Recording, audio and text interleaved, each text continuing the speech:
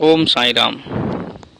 साईं भक्तों, श्री साईं सच्चरित्र हिंदी से आज अध्याय 18 एवं 19 श्री हेमाड पंत पर बाबा की कृपा कैसे हुई, श्री साठे और श्रीमती देशमुख की कथा, उत्तम विचारों को प्रोत्साहन, उपदेश में नवीनता, निंदा संबंधी उपदेश और परिश्रम के लिए मजदूरी।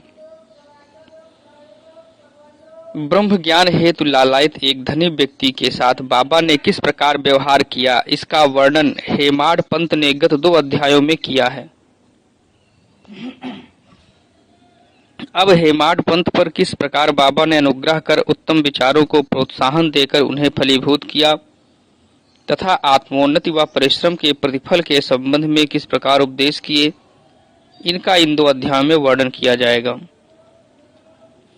पूर्व विषय। यह विदित ही है कि सद्गुरु पहले अपने शिष्य की योग्यता पर विशेष ध्यान देते हैं। उनके चित्त को एक किंचित मात्र भी डावाडोल न कर वे उपयुक्त उपदेश देकर उन्हें आत्मानुभूति की ओर प्रेरित करते हैं। इस संबंध में कुछ लोगों का विचार है कि जो शिक्षा या उपदेश सद्गुरु द्वारा प्राप्त हो उसे अन्य लोगों में प्रसारित न करना चाहिए। उनकी ऐसी भी धारणा है कि उसे प्रकट कर देने से उसका महत्व घट जाता है। यथार्थ में यह दृष्टिकोण संकुचित है। सद्गुरु तो वर्षा ऋतु के मेघ सदृश हैं, जो सर्वत्र एक समान बरसते हैं, अर्थात वे अपने अमृत तुल्य उपदेशों को विस्तृत क्षेत्र में प्रसारित करते हैं। प्रथमतः उनके सारांश को ग्रहण कर आत्मसात कर लें और फिर संकीर्णता से रहित होकर अन्य लोगों में प्रचार करें। यह नियम जागृत और स्वप्न दोनों अवस्थाओं में प्राप्त उपदेशों के लिए है। उदाहरणार्थ, बुद्ध कौशिक ऋषि ने स्वप्न में प्राप्त प्रसिद्धि राम रक्षा स्तोत्र साधारण जनता के हितार्थ प्रकट कर दिया था। जिस प्रकार एक दयालु माता बालक के उपचारार्थ कड़वी औषधि का बलपूर्वक प्रयोग करती है, उसी प्रकार श्री साईं बाबा भी अपने भक्तों के कल्याणार्थ ही उपदेश दिया करते थे। वे अपनी पद्धति गुप्त न रखकर पूर्ण स्पष्टता को ही अधिक महत्व देते थे। इसी कारण जिन भक्तों ने उनके उपदेशों का पूर्णतः पालन किया, वे अपने ध्येय की प्राप्ति में सफल हुए। श्री साईं बाबा जैसे सद्गुरु ही ज्ञान चक्षुओं को खोलकर आत्मा की दिव्यता का अनुभव देने में समर्थ हैं। विषय वासनाओं से आसक्ति नष्ट कर वे भक्तों की इच्छाओं को पूर्ण कर देते हैं, जिसके फलस्वरूप ही ज्ञान और वैराग्य प्राप्त होकर ज्ञान की उत्तरोत्तर उन्नति होती रहती है। यह सब केवल उसी समय संभव है जब हमें सद्गुरु का सानिध्य प्राप्त हो तथा सेवा के पश्चात हम उनके प्रेम को प्राप्त कर सकें। तभी भगवान भी जो भक्त काम कल्पतरु हैं, हमारी सहायतार्थ आ जाते हैं। वे हमें कष्टों और दुखों से मुक्त कर सुखी बना देते हैं। यह सब प्रगति केवल सद्गुरु की कृपा से ही संभव है, जो कि स्वयं ईश्वर के प्रतीक हैं। इसीलिए हमें सद्गुरु की खोज में सदैव रहना चाहिए। अब हम मुख्य विषय की ओर आते हैं। श्री साठे। एक महानुभाव का नाम श्री साठे था। क्राफर्ड के शासनकाल में कई वर्ष पूर्व उन्हें कुछ ख्याति प्राप्त हो चुकी थी। इस शासन का बंबई के गवर्नर लॉर्ड रे ने दमन कर दिया था। श्री साठे को व्यापार में अधिक हानि हुई और परिस्थितियां प्रतिकूल होने के कारण उन्हें बड़ा धक्का लगा।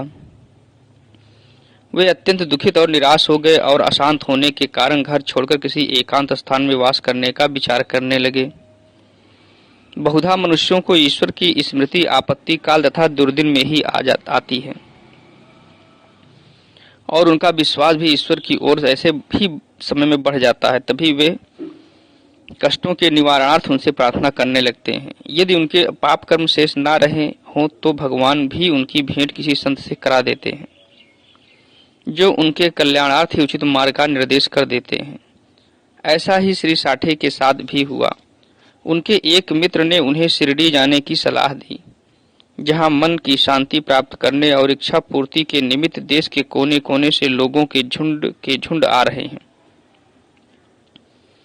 उन्हें यह विचार अति रुचिकर प्रतीत हुआ और सन 1917 में वे शिरडी गए। बाबा के सनातन पूर्ण ब्रह्म दीप्तिमान निर्मल एवं विशुद्ध स्वरूप के दर्शन कर उनके मन की व्यग्रता नष्ट हो गई और उनका चित्त शांत एवं स्थिर हो गया। उन्होंने सोचा कि गत जन्मों के संचित शुभ कर्मों के फलस्वरूप ही आज मैं श्री साईं बाबा के पवित्र चरणों तक पहुंचने में समर्थ हो सका हूं। श्री साठे दृढ़ संकल्प के व्यक्ति थे, इसीलिए उन्हें शीघ्र ही गुरु चरित्र का पारायण प्रारंभ कर दिया। जब एक सप्ताह में ही चरित्र की प्रथम आवृत्ति समाप्त हो गई, तब बाबा ने उसी रात्रि को उन्हें एक स्वप्न दिया जो इस प्रकार है। बाबा अपने हाथ में चरित्र लिए हुए और श्री साठे को कोई विषय समझा रहे हैं तथा श्री साठे सन्मुख बैठे ध्यान पूर्वक श्रवण कर रहे हैं। जब उनकी निद्रा भंग हुई तो स्वप्न को स्मरण कर वे बहुत प्रसन्न हुए।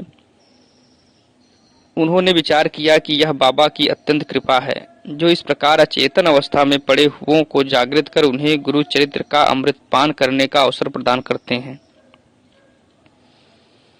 उन्होंने यह स्वप्न श्री काका साहेब दीक्षित को सुनाया और श्री साईं बाबा के पास प्रार्थना करने को कहा कि इसका यथार्थ अर्थ क्या है और क्या एक सप्ताह का पारायण ही मेरे लिए पर्याप्त है अथवा उसे पुनः प्रारंभ करूं।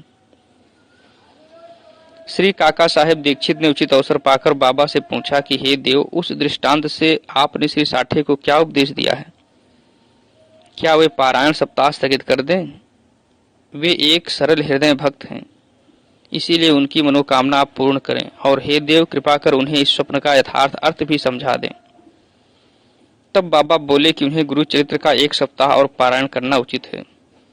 यदि वे ध्यान पूर्वक पाठ करेंगे तो उनका चित्त शुद्ध हो जाएगा और शीघ्र ही कल्याण होगा। ईश्वर भी प्रसन्न होकर उन्हें भवबंधन से मुक्त कर देंगे। इस अवसर पर श्री हेमाड पंत भी वहां उपस्थित थे और बाबा के चरण कमलों की सेवा कर रहे थे। बाबा के वचन सुनकर उन्हें विचार आया कि साठे को केवल सप्ताह के पारायण से ही मनोवांछित फल की प्राप्ति हो गई, जबकि मैं गत 40 वर्षों से गुरु चरित्र का पारायण कर रहा हूं, जिसका परिणाम अब तक न निकला। उनका केवल 7 दिनों का शिरडी निवास सफल हुआ और मेरा गत 7 वर्ष का 1910 से 17 सहवास क्या व्यर्थ हो गया? चातक पक्षी के समान मैं सदा उस कृपाघन की राह देखा करता हूं जो मेरे ऊपर अमृत वर्षण करे। वे कब मुझे अपने उपदेश देने की कृपा करेंगे? ऐसा विचार उनके मस्तिष्क में आया ही था कि बाबा को सब ज्ञात हो गया। ऐसा भक्तों ने सदैव ही अनुभव किया है कि उनके समस्त विचारों को जानकर बाबा तुरंत कुविचारों का दमन कर उत्तम विचारों को प्रोत्साहित करते थे। हेमाड पंत का ऐसा विचार जानकर बाबा ने तुरंत ही आज्ञा दी कि सामा के यहाँ जाओ और कुछ समय उनसे वार्तालाप कर 15 रुपए दक्षिणा ले आओ। बाबा को दया आ गई थी, इस कारण उन्होंने ऐसी आज्ञा दी। उनकी अवज्ञा करने का साहस भी किसे था। श्री हेमाड पंत शीघ्र सामा के घर पहुंचे। उस समय सामा स्नान कर धोती पहन रहे थे। उन्होंने बाहर आकर हेमाड पंत से पूछा कि आप यहाँ कैसे? जान पड़ता है कि आप मस्जिद से ही आ रहे हैं, तथा आप ऐसे व्यथित और उदास क्यों हैं? आप अकेले ही क्यों आए हैं? आइए बैठिए और थोड़ा विश्राम तो करिए। जब तक मैं पूजनादि से भी निवृत्त हो जाऊं, तब तक आप कृपा करके पान आदि लें। इसके पश्चात ही हम और आप सुखपूर्वक वार्तालाप करें। ऐसा कहकर वे भीतर चले गए। दालान में बैठे बैठे हेमाड पंत की दृष्टि अचानक खिड़की पर रखी नाथ भागवत पर पड़ी। नाथ भागवत श्री एकनाथ द्वारा महाभागवत के 11वें स्कंद पर मराठी भाषा में की हुई एक टीका है। श्री साईं बाबा की आज्ञा अनुसार श्री बापू साहेब जोग और श्री काका साहेब दीक्षित शिरडी में नित्य भगवत गीता का मराठी टीका सहित, जिसका नाम भावार्थ दीपिका या ज्ञानेश्वरी है, कृष्ण और अर्जुन संवाद तथा नाथ भागवत श्री कृष्ण उद्धव संवाद और एक नाथ का महान ग्रंथ भावार्थ रामायण का पठन किया करते थे। जब भक्तगण बाबा से कोई प्रश्न पूछने आते तो वे कभी आंशिक उत्तर देते और कभी उनको उपर्युक्त भागवत तथा प्रमुख ग्रंथों का श्रवण करने को कहते थे, जिन्हें सुनने पर भक्तों को अपने प्रश्नों के पूर्णतः संतोषप्रद उत्तर प्राप्त हो जाते थे। श्री हेमाड पंत भी नित्य प्रति नाथ भागवत के कुछ अंशों का पाठ किया करते थे। आज प्रातः मस्जिद को जाते समय कुछ भक्तों के सत्संग के कारण उन्होंने अपना नित्य नियमानुसार पाठ अधूरा ही छोड़ दिया था। उन्होंने जैसे ही वह ग्रंथ उठाकर खोला तो अपने अपूर्व भाग का पृष्ठ सामने देखकर उनको आश्चर्य हुआ। उन्होंने सोचा कि बाबा ने इसी कारण ही मुझे यहाँ भेजा है ताकि मैं अपना शेष पाठ पूरा कर लूं। और उन्होंने शेष अंश का पाठ आरंभ कर दिया। पाठ पूर्ण होते ही श्यामा भी बाहर आए और उन दोनों में वार्तालाप होने लगा। हेमाड पंत ने कहा कि मैं बाबा का एक संदेश लेकर आपके पास आया हूँ। उन्होंने मुझे आपसे 15 रुपए दक्षिणा लाने तथा थोड़ी देर वार्तालाप कर आपको अपने साथ लेकर मस्जिद वापस आने की आज्ञा दी है। श्यामा आश्चर्य से बोले, मेरे पास तो एक फूटी कौड़ी भी नहीं है, इसीलिए आप रुपयों के बदले दक्षिणा में मेरे 15 नमस्कार ही ले जाओ। तब हेमाद पंत ने कहा कि ठीक है, मुझे आपके 15 नमस्कार ही स्वीकार है। आइए अब हम कुछ वार्तालाप करें और कृपा कर बाबा की कुछ लीलाएं आप मुझे सुनाएं जिससे पाप नष्ट हो। श्यामा बोले, तो कुछ देर बैठो, इस ईश्वर की लीला अद्भुत है। कहाँ मैं एक अशिक्षित देहाती और कहाँ आप एक विद्वान।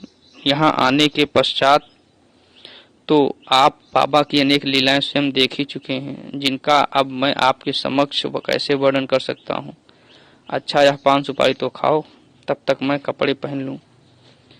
थोड़ी देर में श्यामा बाहर आए और फिर उन दोनों में इस प्रकार वार्ता होने लगा। श्यामा बोले, इस परमेश्वर की लीलाएं अगाध है, जिसका कोई पार नहीं। वे तो लीलाओं से अलिप्त रहकर सदैव विनोद किया करते हैं। इसे हम अज्ञानी जीव क्या समझ सके। बाबा स्वयं ही क्यों नहीं कहते, आप सरीखे विद्वान को मुझ जैसे मूर्ख के पास क्यों भेजा है। उनकी कार्य प्रणाली ही कल्पना के परे है। मैं तो इस विषय में केवल इतना ही कह सकता हूँ कि वे लौकिक नहीं हैं। इस भूमिका के साथ ही साथ श्यामा ने कहा कि अब मुझे एक कथा की स्मृति हो आई है, जिसे मैं व्यक्तिगत रूप से जानता हूँ। जैसी भक्त की निष्ठा और भाव होता है, बाबा भी उसी प्रकार उनकी सहायता करते हैं। कभी कभी तो बाबा भक्त की कठिन परीक्षा लेकर उसे उपदेश दिया करते हैं। उपदेश शब्द सुनकर साठे के गुरु चरित्र पारायण की घटना का तत्काल स्मरण करके हेमाड पंत को रोमांच हो आया। उन्होंने सोचा, कदाचित बाबा ने मेरे चित्त की चंचलता नष्ट करने के लिए ही मुझे यहाँ भेजा है। फिर भी वे अपने विचार प्रकट न कर श्यामा की कथा को ध्यानपूर्वक सुनने लगे। उन सब कथाओं का सार केवल यही था कि अपने भक्तों के प्रति बाबा के मन में कितनी दया और स्नेह है। इन कथाओं को श्रवण कर हेमाड पंत को आंतरिक उल्लास का अनुभव होने लगा। तब श्यामा ने नीचे लिखी कथा कही। श्रीमती राधाबाई देशमुख। एक समय एक वृद्धा श्रीमती राधाबाई, जो खासाबा देशमुख की मां थी, बाबा की कीर्ति सुनकर संगम नेर के लोगों के साथ शिरडी आई। बाबा के श्री दर्शन कर उन्हें अत्यंत प्रसन्नता हुई। श्री साईं चरणों में उनकी अटल श्रद्धा थी, इसीलिए उन्होंने यह निश्चय किया कि जैसे भी हो बाबा को अपना गुरु बना उनसे उपदेश ग्रहण किया जाए। आमरण अनशन का दृढ़ निश्चय कर अपने विश्राम गृह में आकर उन्होंने अन्न जल त्याग दिया और इस प्रकार 3 दिन व्यतीत हो गए। मैं इस वृद्धा की अग्नि परीक्षा से बिल्कुल भयभीत हो गया और बाबा से प्रार्थना करने लगा कि देवा, आपने अब यह क्या करना आरंभ कर दिया है। ऐसे कितने लोगों को आप यहाँ आकर्षित किया करते हैं। आप उस वृद्ध महिला से पूर्ण परिचित ही हैं, जो हठपूर्वक आप पर अवलंबित है। यदि आपने कृपा दृष्टि कर उसे उपदेश न दिया और यदि दुर्भाग्यवश उसे कुछ हो गया तो लोग व्यर्थ ही आपको दोषी ठहराएंगे और कहेंगे कि बाबा से उपदेश प्राप्त न होने की वजह से ही उसकी मृत्यु हो गई। इसीलिए अब दया कर उसे आशीष और उपदेश दीजिए। वृद्धा का ऐसा दृढ़ निश्चय देखकर बाबा ने उसे अपने पास बुलाया और मधुर उपदेश देकर उसकी मनोवृत्ति परिवर्तित कर कहा कि हे माता, क्यों व्यर्थ तुम यातना सहकर मृत्यु का आलिंगन करना चाहती हो। तुम मेरी माँ हो और मैं तुम्हारा बेटा। तुम मुझ पर दया करो और जो कुछ मैं कहूँ उसे ध्यानपूर्वक सुनो। मैं अपनी स्वयं की कथा तुमसे कहता हूँ और यदि तुम उसे ध्यानपूर्वक श्रवण करोगी तो तुम्हें अवश्य परम शांति प्राप्त होगी। मेरे एक गुरु, जो बड़े सिद्ध पुरुष थे, मुझ पर बड़े दयालु थे। दीर्घ काल तक मैं उनकी सेवा करता रहा, फिर भी उन्होंने मेरे कानों में कोई मंत्र न फूंका। मैं उनसे कभी अलग होना भी नहीं चाहता था। मेरी प्रबल उत्कंठा थी कि उनकी सेवा कर जिस प्रकार भी संभव हो मंत्र प्राप्त करूं। परंतु उनकी रीति तो न्यारी ही थी। उन्होंने पहले मेरा मुंडन कर मुझसे 2 पैसे दक्षिणा में मांगे, जो मैंने तुरंत ही दे दिए। यदि तुम प्रश्न करो कि मेरे गुरु जब पूर्ण निष्काम थे तो उन्हें पैसे मांगना क्यों शोभनीय था और फिर उन्हें विरक्त भी कैसे कहा जा सकता था, इसका उत्तर केवल यह है कि वे कंचन को ठुकराया करते थे, क्योंकि उन्हें उसकी स्वप्न में भी आवश्यकता न थी। उन 2 पैसों का अर्थ था दृढ़ निष्ठा और धैर्य। जब मैंने ये दोनों वस्तुएं उन्हें अर्पित कर दी तो वे अत्यंत प्रसन्न हुए। मैंने 12 वर्ष तक उनके श्री चरणों की सेवा में ही व्यतीत किए। उन्होंने ही मेरा भरण पोषण किया, अतः मुझे भोजन और वस्त्रों का कोई अभाव न था। वे प्रेम की मूर्ति थे, अथवा यूं कहो कि वे प्रेम के साक्षात अवतार थे। मैं उनका वर्णन ही कैसे कर सकता हूँ, क्योंकि उनका तो मुझ पर अधिक स्नेह था और उनके समान कोई बिरला ही गुरु मिलेगा। जब मैं उनकी ओर निहारता तो मुझे ऐसा प्रतीत होता कि वे गंभीर मुद्रा में ध्यान मग्न हैं, और तब हम दोनों आनंदित हो जाते थे। आठों प्रहर मैं एकटक उनके ही श्रीमुख की ओर निहारा करता था। मैं भूख और प्यास की सुध बुध खो बैठा। उनके दर्शनों के बिना मैं अशांत हो उठता था। गुरु सेवा की चिंता के अतिरिक्त मेरे लिए और कोई चिंतनीय विषय या पदार्थ नहीं था। मुझे तो सदैव उन्हीं का ध्यान रहता था, अतः मेरा मन उनके चरण कमलों में ही लीन हो गया। यह हुई एक पैसे की दक्षिणा। धैर्य है दूसरा पैसा। मैं धैर्य पूर्वक बहुत काल तक प्रतीक्षा कर गुरु सेवा करता रहा। यही धैर्य तुम्हें भी भवसागर से पार उतार देगा। धैर्य ही मनुष्य में मनुष्यत्व है। धैर्य धारण करने से समस्त पाप और मोह नष्ट होकर उनके हर प्रकार के संकट दूर होते तथा भय जाता रहता है। इसी प्रकार तुम्हें भी अपने ध्येय की प्राप्ति हो जाएगी। धैर्य तो गुणों की खान है, वह उत्तम विचारों की जननी है। निष्ठा और धैर्य दो जुड़वा बहनों के समान ही हैं, जिन्हें परस्पर प्रगाढ़ प्रेम है।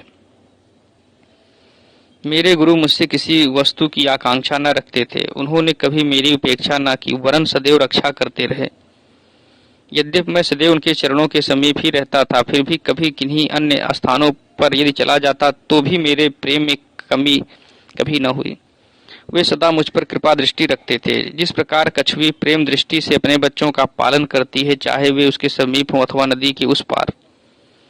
सो हे माँ, मेरे गुरु ने तो मुझे कोई मंत्र सिखलाया ही नहीं, तब मैं तुम्हारे कान में कैसे कोई मंत्र फूंकूं।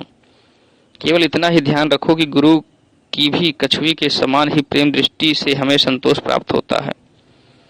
इस कारण व्यर्थ में किसी से उपदेश प्राप्त करने का प्रयत्न न करो। मुझे ही अपने विचार तथा कर्मों का मुख्य ध्येय बना लो, और तब तुम्हें निस्संदेह ही परमार्थ की प्राप्ति हो जाएगी। मेरी ओर अनन्य भाव से देखो तो मैं भी तुम्हारी ओर वैसे ही देखूंगा। इस मस्जिद में बैठकर मैं सत्य ही बोलूंगा कि किन्हीं साधनाओं या शास्त्रों के अध्ययन की आवश्यकता नहीं, वरन केवल गुरु में विश्वास ही पर्याप्त है। पूर्ण विश्वास रखो कि गुरु ही करता है, और वह धन्य है जो गुरु की महानता से परिचित हो, उसे हरि हर और ब्रह्म त्रिमूर्ति का अवतार समझता है। इस प्रकार समझाने से वृद्ध महिला को सांत्वना मिली और उसने बाबा को नमन कर अपना उपवास त्याग दिया।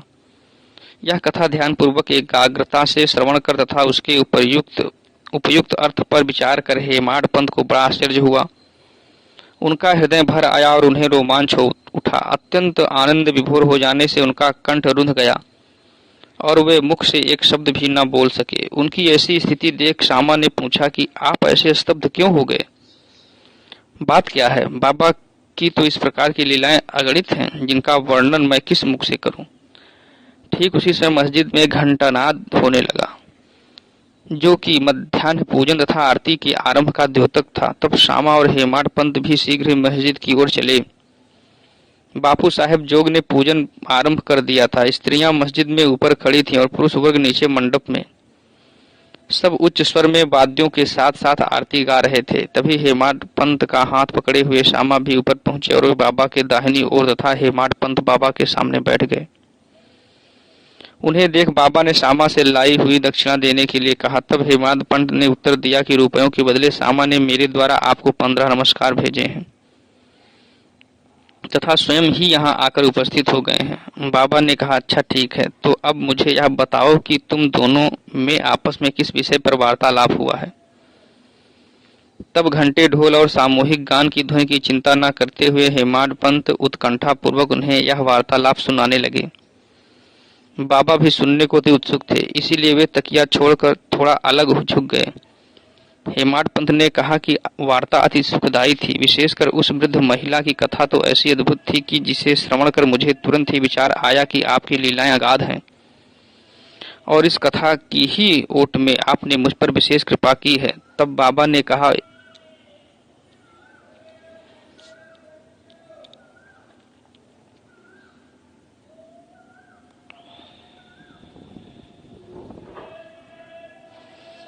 तब बाबा ने कहा, वह तो बहुत ही आश्चर्यपूर्ण है। अब मेरी तुम पर कृपा कैसे हुई, इसका पूर्ण विवरण सुनाओ। कुछ काल पूर्व सुना वार्तालाप जो उनके हृदय पटल पर अंकित हो चुका था, वह सब उन्होंने बाबा को सुना दिया। वार्ता सुनकर बाबा अति प्रसन्न हो कहने लगे कि क्या कथा से प्रभावित होकर उसका अर्थ भी तुम्हारी समझ में आया है? तब हेमाद पंत ने उत्तर दिया कि हाँ बाबा, आया तो है। उससे मेरे चित्त की चंचलता नष्ट हो गई है। अब यथार्थ में मैं वास्तविक शांति और सुख का अनुभव कर रहा हूँ तथा मुझे सत्य मार्ग का पता चल गया है। तब बाबा बोले, सुनो, मेरी पद्धति भी अद्वितीय है। यदि इस कथा का स्मरण रखोगे तो यह बहुत ही उपयोगी सिद्ध होगी। आत्मज्ञान प्राप्त करने के लिए ध्यान अत्यंत आवश्यक है और यदि तुम इसका निरंतर अभ्यास करते रहोगे तो कुप्रवृत्तियां शांत हो जाएंगी। तुम्हें आसक्ति रहित होकर सदैव ईश्वर का ध्यान करना चाहिए जो सर्व प्राणियों में व्याप्त है, और जब इस प्रकार मन एकाग्र हो जाएगा तो तुम्हें ध्येय की प्राप्ति हो जाएगी। मेरे निराकार सच्चिदानंद स्वरूप का ध्यान करो, जैसा कि तुम मुझे दिन रात यहाँ देखते हो। इस प्रकार तुम्हारी वृत्तियां केंद्रित हो जाएंगी तथा ध्याता, ध्यान और ध्येय का पृथकत्व नष्ट हो ध्याता चैतन्य से एकत्व को प्राप्त कर ब्रह्म के साथ अभिन्न हो जाएगा। कछुई नदी के इस किनारे पर रहती है और उसके बच्चे दूसरे किनारे पर हो। न वह उन्हें दूध पिलाती है और न हृदय से ही लगा कर लेती है, वरन केवल उसकी प्रेम दृष्टि से ही उनका भरण पोषण हो जाता है। छोटे बच्चे भी कुछ न करके केवल अपनी माँ का ही स्मरण करते रहते हैं। उन छोटे छोटे बच्चों पर कछुई की केवल दृष्टि ही नहीं, अमृत तुल्य आहार और आनंद प्राप्त करती है।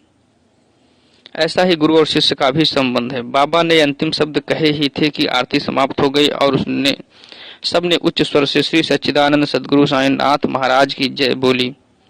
प्रिय पाठकों, कल्पना करो कि हम सब भी इस समय उसी भीड़ और जय जयकार में सम्मिलित हैं। आरती समाप्त होने पर प्रसाद वितरण हुआ। बापू साहेब जो हमेशा की तरह आगे बढ़े और बाबा को नमस्कार कर कुछ मिश्री का प्रसाद दिया। यह मिश्री हेमाड पंत को देकर वे बोले कि यदि तुम इस कथा को अच्छी तरह से सदैव स्मरण रखोगे तो तुम्हारी भी स्थिति इस मिश्री के समान मधुर होकर समस्त इच्छाएं पूर्ण हो जाएंगी और तुम सुखी हो जाओगे। हेमाड पंत ने बाबा को साष्टांग प्रणाम किया और स्तुति की कि प्रभु इसी प्रकार दया कर सदैव मेरी रक्षा करते रहो। तब बाबा ने आशीर्वाद देकर कहा कि इन कथाओं को श्रवण कर नित्य मनन तथा निधिध्यासन कर तत्व को ग्रहण करो, तब तुम्हें ईश्वर का सदा स्मरण तथा ध्यान बना रहेगा और वह स्वयं तुम्हारे समक्ष अपने स्वरूप को प्रकट कर देगा। प्यारे पाठकों, हेमाड पंत को उस समय मिश्री का प्रसाद भली भांति मिला जो आज हमें इस कथा अमृत के पान करने का अवसर प्राप्त हुआ। आओ हम भी उस कथा का मनन करें तथा उसका सार ग्रहण कर बाबा की कृपा से स्वस्थ और सुखी हो जाएं। 19वें अध्याय के अंत में हेमाड पंत ने कुछ और भी विषयों का वर्णन किया है जो यहाँ दिए जाते हैं। अपने वर्ताव के संबंध में बाबा का उपदेश। नीचे दिए हुए अमूल्य वचन सर्वसाधारण भक्तों के लिए है और यदि उन्हें ध्यान में रखकर आचरण में लाया गया तो सदैव ही कल्याण होगा। जब तक किसी से कोई पूर्ण नाता या संबंध ना हो तब तक कोई किसी के समीप नहीं जाता। यदि कोई मनुष्य या प्राणी तुम्हारे समीप आए तो उसे अभद्रता से न ठुकराओ, उसका स्वागत कर आदर पूर्वक बर्ताव करो। यदि तृषित को जल, क्षुधा पीड़ित को भोजन, नंगे को वस्त्र और आगंतुक को अपना दालान विश्राम करने को दोगे तो भगवान श्री हरि तुमसे निस्संदेह प्रसन्न होंगे। यदि कोई तुमसे द्रव्य याचना करे और तुम्हारी इच्छा देने की ना हो तो ना दो, परंतु उसके साथ अभद्र व्यवहार ना करो। तुम्हारी कोई कितनी ही निंदा क्यों ना करे, फिर भी कटु उत्तर देकर तुम उस पर क्रोध ना करो। यदि इस प्रकार ऐसे प्रसंगों से सदैव बचते रहो तो यह निश्चित ही है कि तुम सुखी रहोगे। संसार चाहे उलट पलट हो जाए परंतु तुम्हें स्थिर रहना चाहिए। सदा अपने स्थान पर दृढ़ रहकर गतिमान दृश्य को शांति पूर्वक देखो। एक को दूसरे से अलग रखने वाले भेद द्वैत की दीवार नष्ट कर दो, जिससे अपना मिलन पथ सुगम हो जाए। द्वैत भाव अर्थात मैं और तू ही भेद वृत्ति है जो शिष्य को अपने गुरु से पृथक कर देती है। इसीलिए जब तक इसका नाश ना हो जाए तब तक अभिन्नता प्राप्त करना संभव नहीं है। अल्लाह मालिक अर्थात ईश्वर ही सर्वशक्तिमान है और उसके सिवा अन्य कोई संरक्षण करता नहीं है। उनकी कार्य प्रणाली अलौकिक, अनमोल और कल्पना से परे है। उनकी इच्छा से ही सब कार्य होते हैं। वे ही मार्ग प्रदर्शन कर सभी इच्छाएं पूर्ण करते हैं। ऋणानुबंध के कारण ही हमारा संगम होता है। इसीलिए हमें परस्पर प्रेम कर एक दूसरे की सेवा कर सदैव संतुष्ट रहना चाहिए। जिसने अपने जीवन का ध्येय ईश्वर दर्शन पा लिया है वही धन्य और सुखी है। दूसरे तो केवल कहने को ही जब तक प्राण है तब तक जीवित हैं। उत्तम विचारों को प्रोत्साहन। यह ध्यान देने योग्य बात है कि श्री साईं बाबा सदैव उत्तम विचारों को प्रोत्साहन दिया करते थे। इसीलिए यदि हम प्रेम और भक्ति पूर्वक अनन्य भाव से उनकी शरण जाएं तो हमें अनुभव हो जाएगा कि वे अनेक अवसरों पर हमें किस प्रकार सहायता पहुंचाते हैं। किसी संत का कथन है कि यदि प्रातःकाल तुम्हारे हृदय में कोई उत्तम विचार उत्पन्न हो और यदि तुम उसका स्मरण दिन भर करो तो वह तुम्हारा विवेक अत्यंत विकसित और चित्त प्रसन्न कर देगा। हेमाड पंत भी उसका अनुभव करना चाहते थे। इसीलिए इस पवित्र शिरडी भूमि पर अगले गुरुवार के समूचे दिन नाम स्मरण और कीर्तन में ही व्यतीत करूं, ऐसा विचार कर वे सो रहे। दूसरे दिन प्रातः काल उठने पर उन्हें सहज ही राम नाम का स्मरण हो आया, जिससे वे प्रसन्न हुए और नित्य कर्म समाप्त कर कुछ पुष्प लेकर बाबा के दर्शन करने को गए। जब वे दीक्षित का वाड़ा पार कर बूटीवाड़े के समीप से जा रहे थे तो उन्हें एक मधुर भजन की धुन जो मस्जिद की ओर से आ रही थी सुनाई पड़ी। एक नाथ का यह भजन औरंगाबाद कर मधुर लय पूर्वक बाबा के समक्ष गा रहे थे। गुरु कृपा अंजन पायो मेरे भाई, राम बिना कुछ मानत नाही, अंदर रामा बाहर रामा, सपने में देखत सीताराम, जागत रामा सोवत रामा, जहां देखे वहीं पूरन कामा, एक जनार्दनी अनुभव नीका, जहां देखे वहां राम सरीखा। भजन अनेकों हैं परंतु विशेषकर यह भजन ही क्यों औरंगाबाद करने चुना? क्या यह बाबा द्वारा ही संयोजित विचित्र अनुरूपता नहीं है? और क्या यह हेमाड पंत के पिछले दिन अखंड राम नाम स्मरण के संकल्प को प्रोत्साहन देना नहीं है? सभी संतों का इस संबंध में एक ही मत है और सभी राम नाम के जाप को प्रभावकारी तथा भक्तों की इच्छा पूर्ति और सभी कष्टों से छुटकारा पाने के लिए इसे एक अमोघ उपाय बतलाते हैं। निंदा संबंधी उपदेश।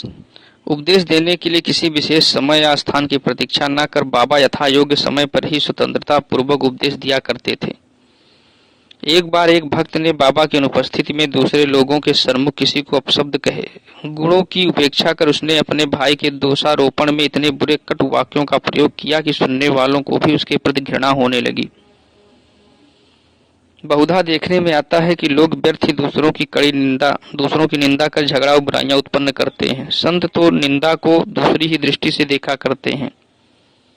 उनका कथन है कि शुद्धि के लिए अनेक विधियों में मिट्टी, जल और साबुन पर्याप्त हैं, परंतु निंदा करने वालों की उपयोगिता भिन्न ही होती है।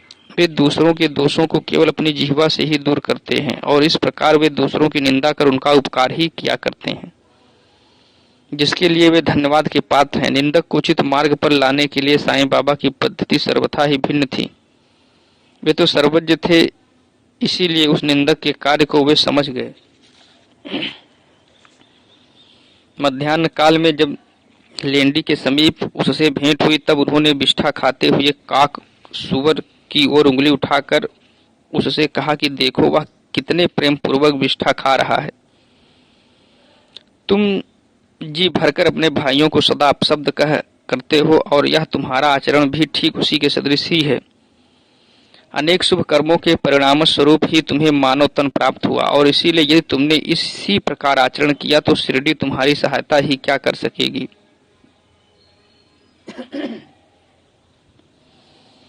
भक्त ने उपदेश ग्रहण कर लिया और वहां से चला गया। इस प्रकार प्रसंगानुसार ही वे उपदेश दिया करते थे। यदि उन पर ध्यान देकर नित्य उनका पालन किया जाए तो आध्यात्मिक ध्येय अधिक दूर ना होगा। एक कहावत प्रचलित है कि यदि मेरा श्रीहरि होगा तो वह मुझे चारपाई पर बैठे बैठे ही भोजन पहुंचाएगा। यह कहावत भोजन और वस्त्र के विषय में सत्य प्रतीत हो सकती है, परंतु यदि कोई इस पर विश्वास कर आलस्यवश बैठा रहे तो वह आध्यात्मिक क्षेत्र में कुछ भी प्रगति न कर उल्टे पतन के घोर अंधकार में निमग्न हो जाएगा। इसीलिए आत्मानुभूति प्राप्ति के लिए प्रत्येक को अनवरत परिश्रम करना चाहिए और जितना प्रयत्न वह करेगा उतना ही उसके लिए लाभप्रद भी होगा। बाबा ने कहा कि मैं तो सर्वव्यापी हूँ और विश्व के समस्त भूतों तथा चराचर में व्याप्त रहकर भी अनंत हूँ। केवल उनके भ्रम निवारणार्थ ही जिनकी दृष्टि में वे 3.5 हाथ के मानव थे स्वयं सगुण रूप धारण कर अवतीर्ण हुए। इसीलिए जो भक्त अनन्य भाव से उनकी शरण आए और जिन्होंने दिन रात ही उनका ध्यान किया उन्हें उनसे अभिन्नता प्राप्त हुई।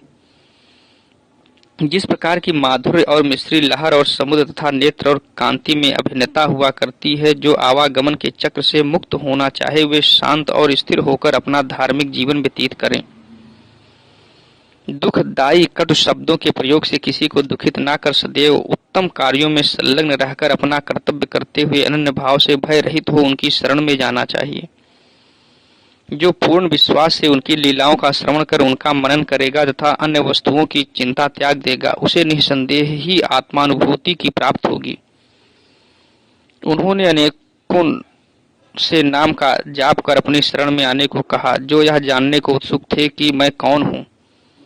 बाबा ने उन्हें भी लीलाएं श्रवण और मनन करने का परामर्श दिया। किसी को भगवत लीलाओं का श्रवण, किसी को भगवत पाद पूजन, तो किसी को आध्यात्म रामायण व ज्ञानेश्वरी तथा धार्मिक ग्रंथों का पठन एवं अध्ययन करने को कहा।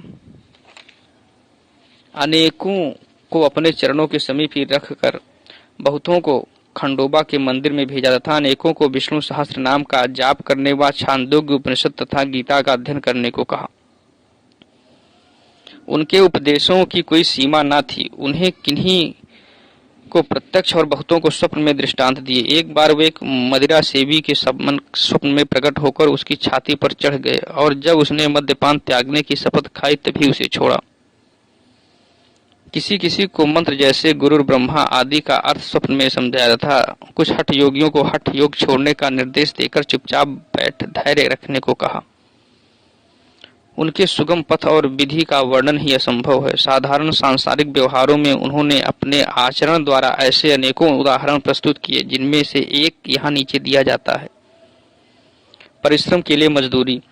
एक दिन बाबा ने राधा कृष्ण माई के घर के समीप आकर एक सीढ़ी लाने को कहा। तब एक भक्त सीढ़ी ले आया और उनके बतलाए अनुसार वामन गोंदकर के घर पर उससे लगाया।